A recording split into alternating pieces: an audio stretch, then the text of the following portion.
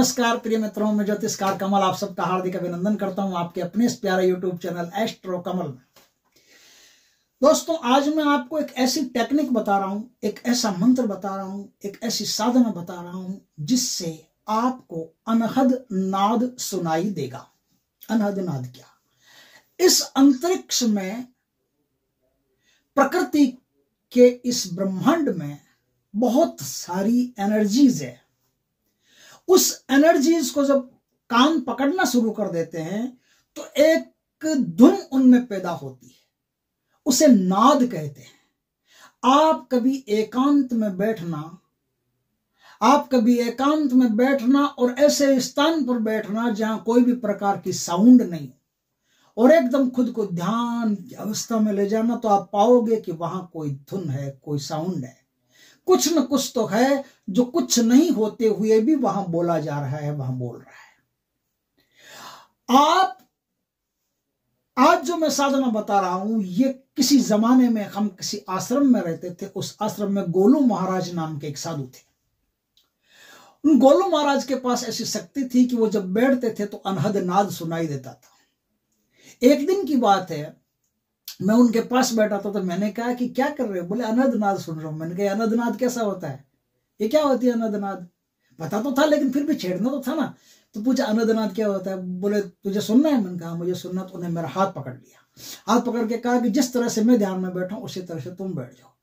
और जैसे वो बैठे थे वैसे मैं बैठ गया, दोनों का हाथ पकड़ लिया, हाथ को बीच में किसी गमछे से ढक दिया। अच्छी तरह से ढकते मुझे ऐसा महसूस हुआ कि जैसे मुझे कोई दिव्य ऐसी आवाजें सुनाई दे रही है जो आवाजें मैंने आज तक कभी नहीं सुनी। और ये आवाजें जैसे कोई लगता है वाद्य यंत्रों की है। अब वो वाद्य यंत्र कौन से हैं इसका हमको कोई पता नहीं, क्योंकि बांसुरी है, कि सितार है, कि तबला है, कि ये तो जितने भी वाद्य यंत्र आप सुनते हैं देखते हैं वो सारे ये वाद्य यंत्र तो उनकी नकल करके बनाए गए, और नकल में असल वाली बात नहीं होती।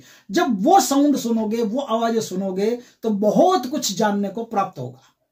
ऐसी साउंड है, ऐसी आवाजें आएगी जो आपने आज तक नहीं सुनी होगी, ऐसी आवाजें जो आज तक आपको कभी सुनाई दी नहीं होगी। दुनिया की ऐसी सर्वश्रेष्ठ साउंड है, ऐसी श्रेष्ठ म्यूजिक है जिस म्यूजिक को अनहद नाद के नाम से बोला जाता है। ये कबीर का अनहद नाद है। गुरु गोरखनाथ जी ने भी इस पर खूब व्याख्यान दिया था, अनहद नाद। तो ये अनहद नाद आप कैसे सुनेंगे? दोस्तों, इसकी एक साधना होती है जो मानसिक, काल्पनिक और यथार्थ, इन तीनों से मिलकर के साधना बनती है। दोस्तों, इस साधना को किसी भी अमावस्या की रात्रि से शुरू करना पड़ता है, जब बिल्कुल गहन अंधकार हो। उस अंधकार में कुछ भी आपको धूप दिया कुछ भी नहीं करना है, कोई भी चीज नहीं ले जानी है, कोई भी चीज नहीं। सिर्फ एक आसन होना चाहिए जो कुशा का होना चाहिए, या कुशा का नहीं मिले तो ऊन का होना चाहिए। ऊन का कोई भी आसन हो, कुशा का कोई भी आसन हो, तो उस कुशा या ऊन का आसन को आप बिछा करके और किसी भी दिशा में दक्षिण को छोड़ करके मुंह करके आप बैठ जाइए। किसी भी आसन में, सिद्धासन में बैठिए, पद्मासन में बैठिए, सुखासन में बैठिए, वज्रासन में बैठिए, किसी भी आसन में बैठिए, लेकिन रीढ़ की हड्डी सीधी रहनी चाहिए।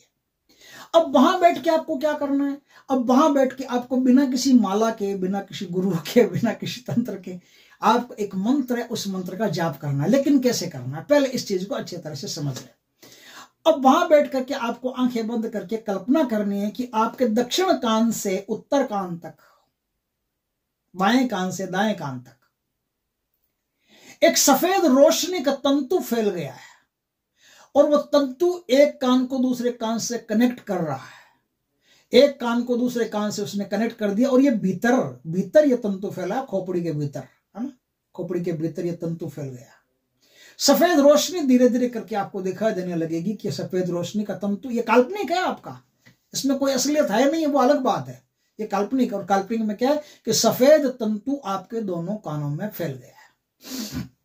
अब इस कान से लेकर के उस कान तक एक ही ऊर्जा बराबर मात्रा में काम कर रही है, एक ही ऊर्जा बराबर मात्रा में काम कर रही है। दोस्तों, अब आपको क्या करना है? अब आपको मन ही मन एक मंत्र है, जिस मंत्र का आपको जाप करना है। मंत्र है ओम ह्रीम ह्रीम करणेश्वरी ह्रीम ह्रीम ओम। ओम ह्रीम ह्रीम करणेश्वरी ह्रीम ह्रीम ओम। ओम दोनों आगे और पीछे दोनों तरफ ओम लगेगा, बीच में 2 बार ह्रीम ह्रीम है दोनों तरफ, और बीच में कर्णेश्वरी है।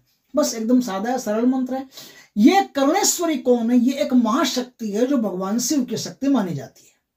इस शक्ति से क्या होता है कि सबसे पहले तो इस शक्ति से आपको कानों में दर्द होना शुरू होता है। कानों में दर्द, हल्का हल्का हल्का हल्का दर्द होना, कानों में भारीपन महसूस होना, ऐसा लगता है कान में कोई मच्छर घुस गया, ऐसा बार बार ऐसा ऐसा करोगे, जब साधना करोगे तो बार बार ऐसा ऐसा करोगे, है ना, तो आप समझ जाना कि अब शक्ति सिद्ध होने लगी है।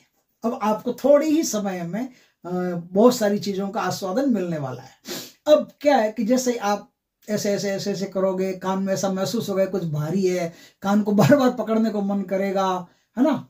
ये मन क्यों करेगा? इसलिए करेगा कि कान के अंदर वो अपना पावर पैदा करती है, पावर कान के अंदर पैदा करती है। तब क्या होता है, तब आपको धीरे धीरे धीरे धीरे करके ऐसे साए साए साए की, जैसे कहीं हवाएं चल रही है तेज, फिर जैसे कहीं बादल गरज रहे हैं, ऐसे इस जो नेचुरल ध्वनि होती है ना, जैसे प्रकृति की ध्वनि होती है, जैसे कहीं झरना गिर रहा है आपको सुनाई देगा, झरना गिर रहा है, जैसे जैसे कोई पहाड़ों में हलचल हो रही है, जैसे एक पत्थर गिर रहे हैं पहाड़ों के अपने आप, ऐसे ऐसी ऐसी ऐसी ऐसी करके आवाजें आपको सुनाई देगी। कुछ आवाजें भीषण भी होगी, कुछ आवाजें ऐसे डरा देने वाली भी होगी। बहुत सारी चीजें, प्रकृति को सुनते हो तो प्रकृति में ऐसी ऐसी चीजें होती है जिसकी आप कल्पना भी नहीं कर सकते।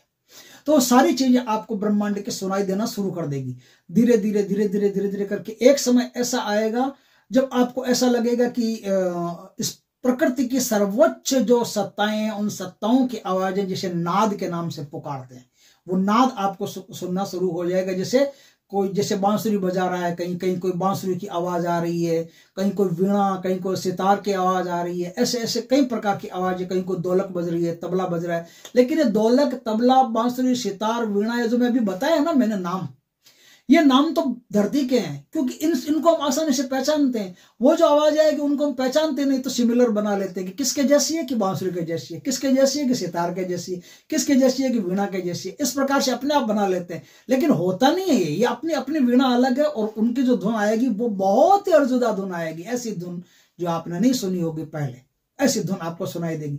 जैसे ही आप ये धुन, उस धुन के अंदर रमना शुरू कर दोगे और संसार में कोई भी प्रकार का उपयोग नहीं करोगे उन धुनों का। देखो मैं दो बातें बताऊंगा, यहां ध्यान से सुनना। एक तो संसार में किसी प्रकार का उपयोग नहीं करोगे, और संसार में कोई भी प्रकार की आवाज सुनने की उत्कंठा पैदा नहीं करोगे। जैसे आपको कोई कुछ कहता है तो ठीक है, तो सामान्य बात है, लेकिन कहने के अलावा आपके मन में आया कि अमेरिका में मेरा दोस्त बैठा है, अभी वो क्या कर रहा है, उसको सुनूं। नहीं नहीं नहीं नहीं, उसको सुन लिया तो फिर आप एक बहुत बड़ी शख्सियत से मरहूम रह जाओगे। क्या है कि इस अनहद नाद के बाद में ही ब्रह्म की, पार ब्रह्म परमेश्वर की, जगदाधार, जगत नियंता, उस अकाल पुरुष, उस विराट पुरुष की दुनिया शुरू होती है। अनहद नाद के बाद में ही, जब ये सारे अनहद नाद बज बजा करके एकदम थक जाते हो आप, थक जाती है सारी चेतनाएं, तब उस अनहद नाद से उस परमात्मा की दुनिया शुरू होती है। उस परमात्मा की दुनिया में पिन ड्रॉप साइलेंस ही आपको महसूस होगी कि अब कोई भी नाद कहीं नहीं आ रहा, एक तिनका तक नहीं हिल रहा है, किसी की भी पत्ते तक भी हिलने की आवाज नहीं आ रही, न कोई हवा न कुछ और, एकदम सब कुछ स्तब्ध सा हो गया है। जैसे अंतरिक्ष में सारी हवाएं ठहर जाती है ना, उसी प्रकार से ऐसा लगेगा कि सब कुछ ठहर सा गया, एकदम सब कुछ रुक गया। उसी का नाम समाधि होता है। वो समाधि की स्थिति इसी से प्राप्त होती है, अनादनाद से। लेकिन आप यदि समाधि की स्थिति में नहीं जाना चाहते तो अनादनाद रात को सुनाई देगा, रात को जब साधना करोगे, ध्यान करोगे तो अनादनाद सुनाई देगा, और दिन में आप जो भी कामना करोगे कि मुझे उसकी आवाज सुननी है तो उसकी आवाज सुनाई दे जाएगी।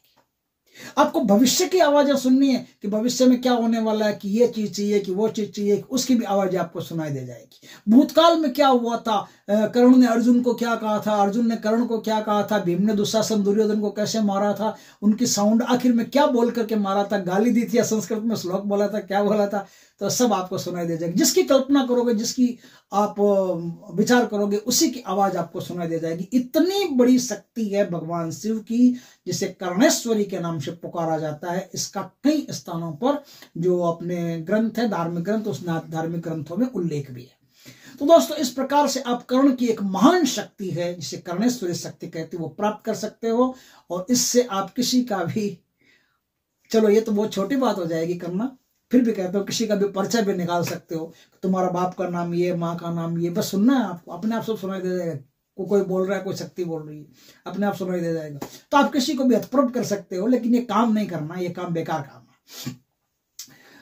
इस प्रकार से आप करुणेश्वरी को सिद्ध करके और अनहद नाद तक पहुंच करके ब्रह्म की, परमात्मा की, ईश्वर की दुनिया तक पहुंच सकते हो। दोस्तों वीडियो अच्छा लगे तो लाइक करना, कमेंट करना, शेयर करना। पहली बार हमारे चैनल पर आए, चैनल को सब्सक्राइब करना, पास में जो बेल आइकॉन का बटन है वो दबा देना, ताकि हमारी ज्ञानवर्धक जानकारीपूर्ण वीडियो सबसे पहले आपके पास आ सके। जय श्री कृष्ण दोस्तों।